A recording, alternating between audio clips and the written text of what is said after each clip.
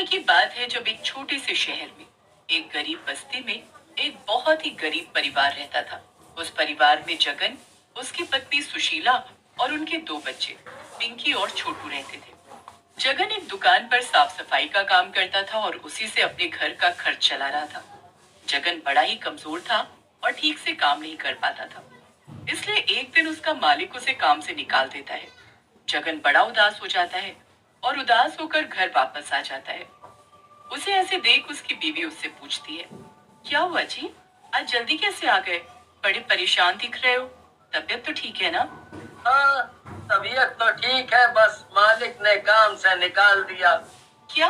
काम से निकाल दिया? पर क्यों? ऐसे कैसे निकाल दिया? मैं इतना कमजोर हूँ कि ठीक से काम नहीं कर पा रहा था, तो बस मुझे काम से निकाल दिया। अब हम क्या करेंगे? पहले ही इतने बुरे दिन चल रहे थे और अब ये सब। कोई नहीं, मैं कल जाकर नया काम ढूंढता हूँ। अगले दिन जगन काम ढूंढने के लिए निकल पड़ता है। वो एक एक दुकान पर जाकर काम मांगता है पर उसे कहीं काम नहीं मिलता। जगन बड़ा परेशान हो जाता है कि आखिर अब वो अपने घर का खर्चा कैसे चलाएगा। वो शाम को थक हार कर वापस घर लौट आता है। अब घर आकर उसकी पत्नी उससे फिर से पूछती है कि उसे कोई काम मिला। जब जगन उसे बताता है कि उसे कहीं कोई काम नहीं मिला तो वो भी बड़ी परेशान हो जाती है। दोनों आपस में बात कर ही रहे होते हैं कि तभी सुशीला उसे बताती है कि पड़ोस के राजू का एक्सीडेंट हो गया है। दोनों उसी वक्त राजू के घर उसे देखने जाते हैं। अरे, ये एक्सीडेंट कैसे हो गया? अरे, मैं रिक्शा चला रहा था तो बस सामने से एक बाइक वाले ने टक्कर मार दी। मैं सीधा खंबे में जाकर टकराया और वहीं गिर पड़ा। पैर में फ्रैक्चर आया है और डॉक्टर ने बोला है 6 महीने तक आराम करो। ओह, ये तो बहुत बुरा हुआ। अब तुम क्या करोगे? अरे, मैं अकेला रहने वाला आदमी, मैं अपने गांव चला जाऊंगा। वहाँ अपनी जमीन है और सब हिसाब किताब बढ़िया है। अब मैं यहाँ वापस नहीं आऊंगा। अच्छा, तो ये तो अच्छी बात है। तुम वहाँ अपना ध्यान रखना। हाँ बिल्कुल। पर तुम एक बात बताओ, तुम्हें तुम्हारे मालिक ने नौकरी से निकाल दिया। मुझे आधी बता रही थी सुबह। हाँ भाई, क्या करूँ समझ नहीं आ रहा।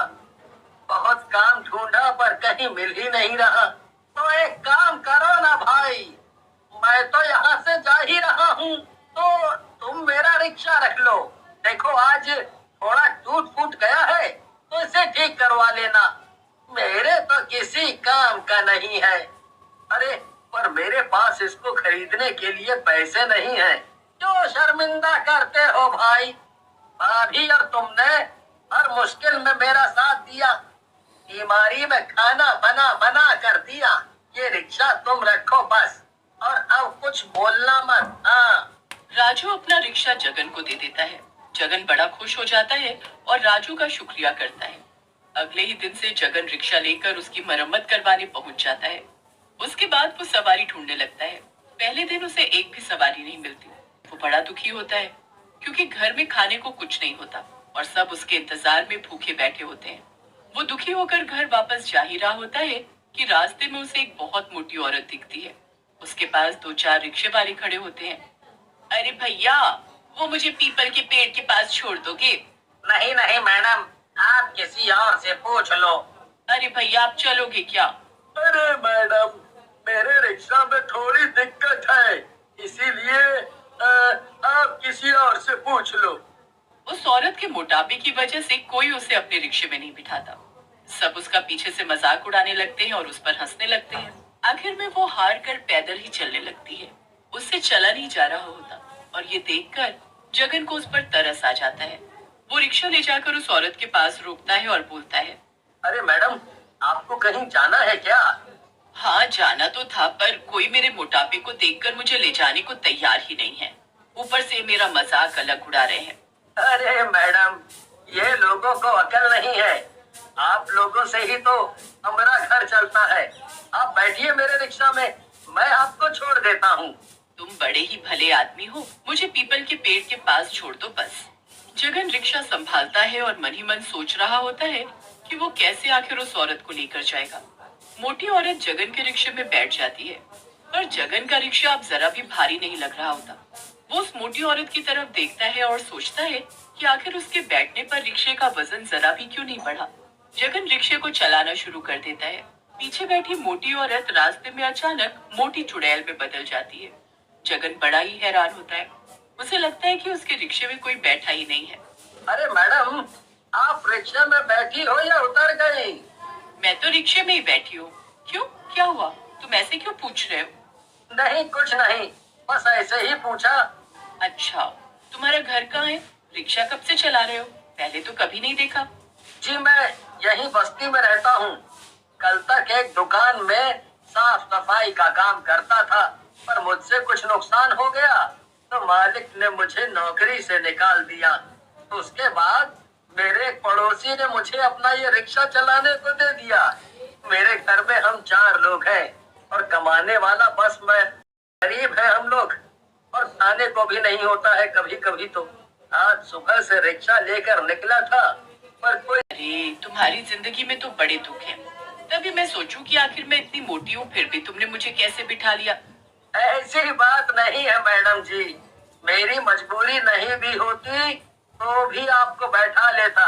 मुझे बिल्कुल अच्छा नहीं लग रहा था कि आप इतनी मुश्किल से चल पा रही थी। पूरे रास्ते जगन और मोटी चुड़ैल आपस में बातें करते रहते हैं और जगन को जरा भी शक नहीं होता कि उसके रिक्शे में जो बैठी है वो कोई मोटी औरत नहीं बल्कि एक मोटी चुड़ैल है। जगन पीपल के पेड़ के पास जाकर रिक्शा रोक देता है। वो जैसे ही पीछे मुड़ता है उसके मुड़ने से पहले ही मोटी चुड़ैल वापस मोटी औरत में बदल जाती है। ये लीजिए मैडम, आपकी जगह आ गई, पर यहाँ तो कोई भी घर नहीं है। यहाँ आपको कहाँ जाना है? अरे, तुम वो चिंता मत करो और अपने पैसे लेकर घर जाओ। अरे मैडम, आप इतने ज्यादा पैसे क्यों दे रहे हो? इतने पैसे नहीं बनते हैं आपके। अरे, मुझे तुमने बिठाया वो कम है क्या? ये तुम रखो। और हाँ, मैं तुमको रोज इसी वक्त उसी जगह मिलूंगी तो तुम मुझे यहाँ तक रोज छोड़ दिया करना। जगन उस औरत का शुक्रिया करके अपना रिक्शा लेकर निकल जाता है। उसके जाते ही मोटी औरत वापस मोटी चुड़ैल में बदल जाती है। वो पीपल का पेड़ ही उस मोटी चुड़ैल का घर होता है। इधर जगन ढेर सारा राशन लेकर घर पहुंचता है। इतना राशन देख उसकी बीवी हैरान रह जाती है। अरे बाप रे, इतना राशन आप कहाँ से और कैसे ले आए? अरे बाबा, आप क्या क्या लेकर आए हो? अरे बच्चों, मैं बहुत कुछ लाया हूँ और तुम दोनों के लिए खूब सारी चीज भी। जल्दी दो ना बाबा, क्या क्या लाए हो दिखाओ ना। अरे अरे, सब्र करो और मुझे बाबा से बात करने दो। अच्छा, ये बताओ आप इतना राशन कैसे ले आए? अरे बस पूछो मत, आज पूरा दिन एक सवारी नहीं मिली मुझे। पर जब दुखी होकर मैं घर वापस आ रहा था तो देखा एक बहुत मोटी औरत रिक्शा ढूंढ रही थी। कोई भी उसको देखकर रिक्शे में बैठाने को तैयार ही नहीं था। बेचारी से चला भी नहीं जा रहा था। मुझसे तो उसकी ये हालत देखी नहीं जा रही थी, तो मैंने उसे अपने रिक्शा में बैठा लिया। पहले तो मैं डरा हुआ था कि आखिर मैं रिक्शा चलाऊंगा कैसे, क्योंकि मैं तो पहले ही इतना कमजोर सा हूँ। पर अजीब बात ये हुई कि उसके बैठने से रिक्शे में कोई वजन ही नहीं पड़ा। अरे, ऐसा कैसे हो सकता है? पता नहीं, मुझे समझ ही नहीं आया। और वो औरत पीपल के पेड़ के पास उतर गई। वहाँ तो कोई घर भी नहीं है। और हाँ, जाते जाते वो मुझे इतने सारे पैसे दे गई। बोल रही थी कि रोज मुझे वो उसी जगह मिलेगी और रोज उसी पीपल के पेड़ के पास छुपी। अब अगले दिन जगन फिर से रिक्शा लेकर निकल पड़ता है कि तभी उसे फिर से वो मोटी औरत दिख जाती है। अरे रुको! ये तो कल वाली औरत है। जगन उस मोटी औरत को देखकर रिक्शा रोक लेता है। मैं कब से रिक्शा ढूंढ रही थी। अच्छा हुआ तुम मिल गए। चलो, अब जल्दी से मुझे उसी पीपल के पेड़ के पास छोड़ दो। मोटी औरत जगन के रिक्शे में चढ़कर बैठ जाती है। इस बार भी जगन को रिक्शा बिल्कुल हल्का महसूस होता है। जगन रिक्शा चलाता रहता है और वो मोटी औरत पीछे बैठे हुए कब मोटी चुड़ैल में बदल जाती है उसे पता भी नहीं चलता। पूरे रास्ते वो जगन से बातें करते हुए अपने पीपल के पेड़ के पास पहुंच जाती है और उतरने से पहले अपना भेस बदल लेती है। जाते जाते वो फिर जगन को ढेर सारे पैसे देती है। अब रोज जगन के साथ ऐसा ही होने लगता है। वो मोटी चुड़ैल भेस बदल कर रोज उसे मिलती और रोज उसी पेड़ के पास जाती।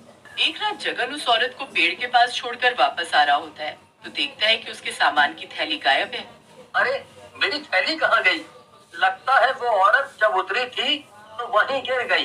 मैं अभी वापस जाकर देखता हूँ। जगन जल्दी से वापस जाकर देखता है पर दूर से ही जो नजारा उसे देखने को मिलता है उसके तो हाथ पैर ही कांपने लगते हैं। ये मैं क्या देख रहा हूँ? क्या ये सच है या मेरा वहम? जगन जल्दी से अपना रिक्शा लेकर निकल जाता है। अजी क्या हुआ? ऐसे क्यों हाँफ रहे हो जैसे कहीं भूत देख लिया हो? भूत नहीं, चुड़ैल। ये क्या बोल रहे हो?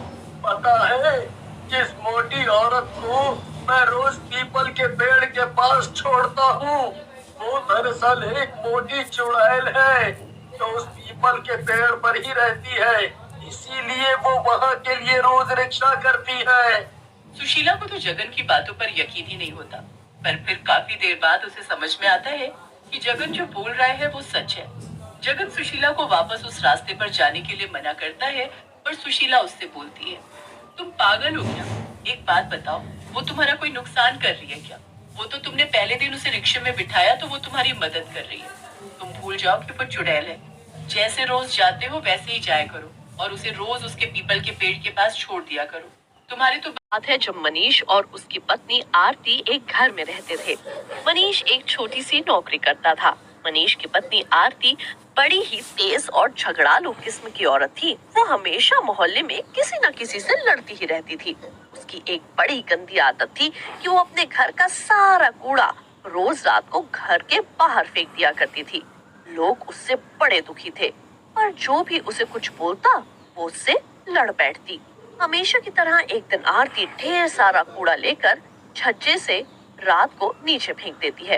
अरे ओ बहन, ये तुम क्या कर रही हो? इतना सारा कूड़ा घर के सामने फेंक दिया, इसे अभी के अभी हटाओ। मेरा घर है और मैं अपने घर के सामने कुछ भी रखूं या कुछ भी फेंकूं, तुझे क्या दिक्कत है? अरे ये तो बड़ी बदतमीज औरत है। कैसे कैसे लोग आ जाते हैं रहने मोहल्ले में। अब थोड़ी देर बाद एक नया सफाई वाला आता है जो गली की सफाई कर रहा होता है। जब वो सफाई वाला आरती के घर के सामने इतना ज्यादा कूड़ा देखता है जिसमें से बड़ी ही गंदी बदबू आ रही होती है तो उसका दिमाग चकरा जाता है। छी छी, ये किसने इतनी गंदगी कर रखी है? आज तक कभी मैंने यहाँ इस मोहल्ले में इतनी गंदगी नहीं देखी। बेचारा सफाई वाला इतनी गंदगी साफ करता है और उसे उसी को साफ करने में इतना वक्त लग जाता है। सफाई करने के बाद वो बेल बजाता है।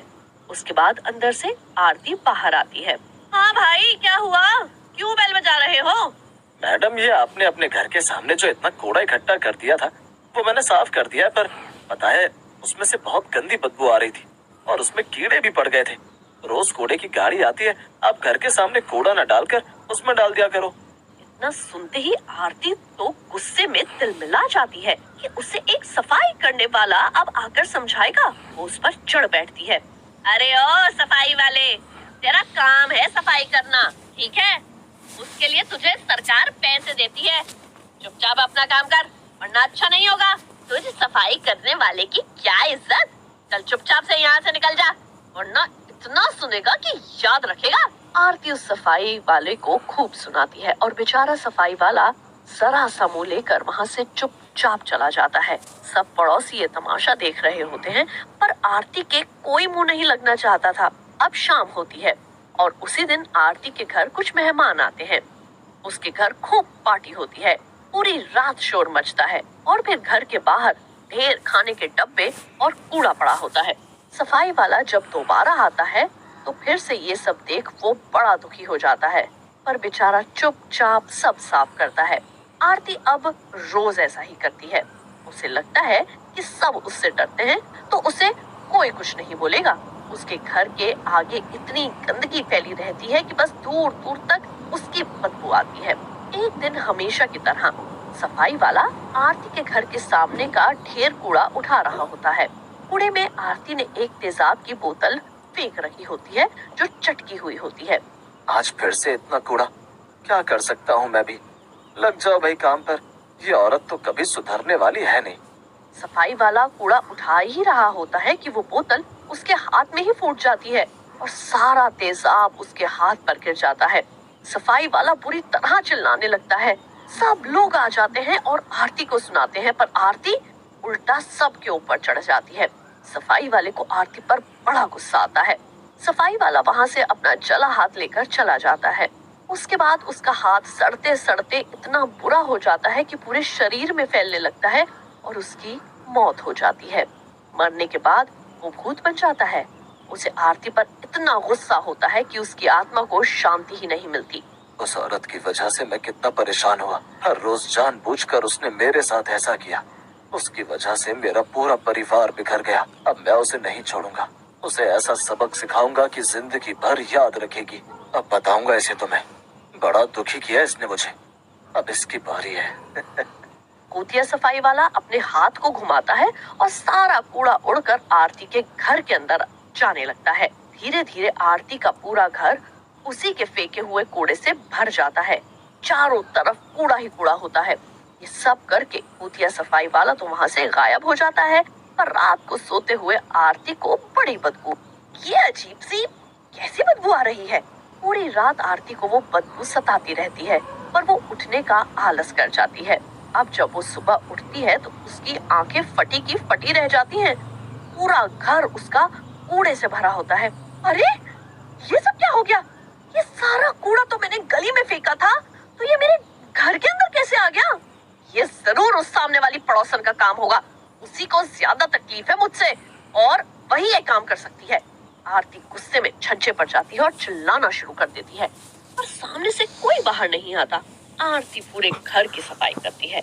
उसके लिए इतनी गंदगी साफ करना बड़ा मुश्किल होता है और उसके पास कोई चारा भी नहीं होता। उसका पति मनीष भी कुछ दिन के लिए बाहर गया होता है, तो उसकी मदद करने वाला भी कोई नहीं होता। रात को आरती मनीष को फोन करके सारी बात बताती है, पर मनीष उसकी बात को नजरअंदाज कर देता है। अब अगली बार आरती पहले से भी ज्यादा कूड़ा गली में फेंक देती है।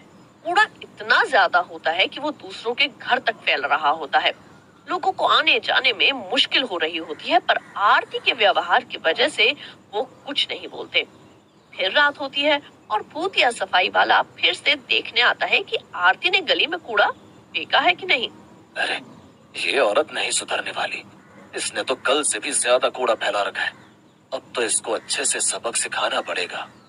भूतिया सफाई वाला सारा कूड़ा फिर से आरती के घर में फैला देता है। इस बार तो वो सोफे पर, बेड पर और कोने कोने में कूड़ा भर देता है।